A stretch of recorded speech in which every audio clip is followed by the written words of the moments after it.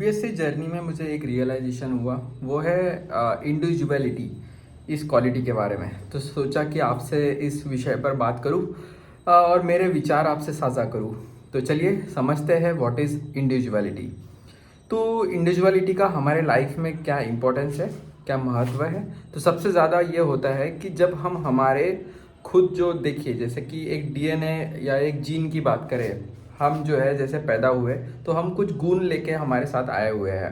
But जो हमारा environment बनता है, जैसे हम सराउंडिंग में पैदा होते हैं, जैसे हमारी सोसाइटी होती है, जैसा हमारा परिवार होता है, जैसे हमारे दोस्त होते हैं, इससे हमारा स्वभाव जो है उन क्वालिटीज़ को शेप करते हुए जो है तैयार होता है। और आगे जाके जब हम वही जो कुछ चीज़ें उसी को बार बार रिपीट करते जाते हैं तो वो हमारे परमानेंट बिलीव्स बनते जाते हैं और कहीं ना कहीं फिर बाद में जाके वो हैबिट्स बन जाती है और एक एटीट्यूड जो है वो तैयार हो जाता है कि लाइफ को कैसे जीना है, क्या पर्सपेक्टिव है। तो इस बीच होता ये है कि हम जब सोसाइटी को देखना समझना शुरू करते हैं, हज़ारों लोगों को जब हम यूट्यूब के द्वारा जो है देखते हैं, तो उसमें जो टॉप के जो स्टार्स होते हैं, जो है जैसे कि हम विराट कोहली जो है उनको मान लेते हैं या फिर अदर जो चीज़ें, तो इनमें से उनकी जो क्वालिटीज़ है वो ऐसे लगता है हमें कि ये हम में भी होना चाहिए। तो इस बीच में कहीं ना कहीं एक कंपैरिजन जो है वो आ जाता है और हम हमारे ऊपर स्ट्रेस जो है वो डालना शुरू करते हैं कि मैं ऐसा क्यों नहीं बन पा रहा।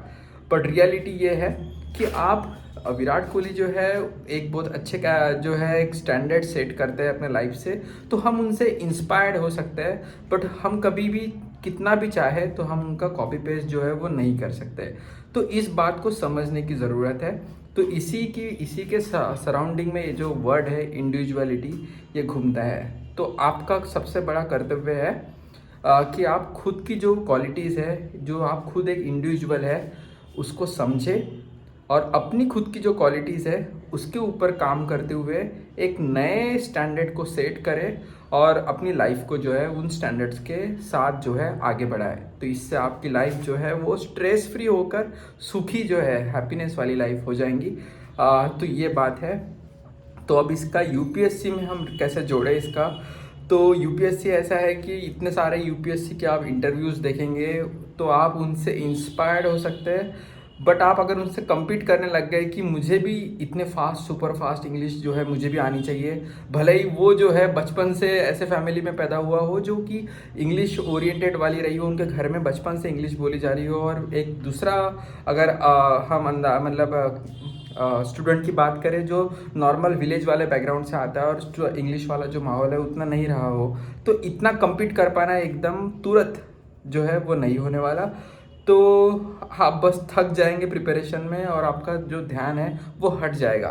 तो आप किसी एक आईएएस को देख के कि मैं ऐसा आईएएस बनूंगा, इससे अच्छा आप बहुत सारे आईएएस को देखें, उनसे इंस्पायर्ड हो, उनसे अच्छी चीज़ें आप अपने साथ ले और आप एक नए आईएएस जो है, जो आपकी स्ट्रॉन्ग क्वालिटीज़ के ऊपर बन के निखर के जो आएगा, वो वर्जन में आप एक आईएएस जो है वो बन सकते हैं। और इसी वे में आप जो है इस एग्ज़ाम को यूपीएससी को जो है वो क्रैक कर सकते हैं। अदरवाइज़ आप कॉपी पेस्ट करके किसी एक आईएएस को देखकर उनके जैसा बनकर वो क्वालिटीज़ अपने अंदर लेकर फिर मैं आईएएस बन जाऊंगा, ऐसा नहीं होने वाला।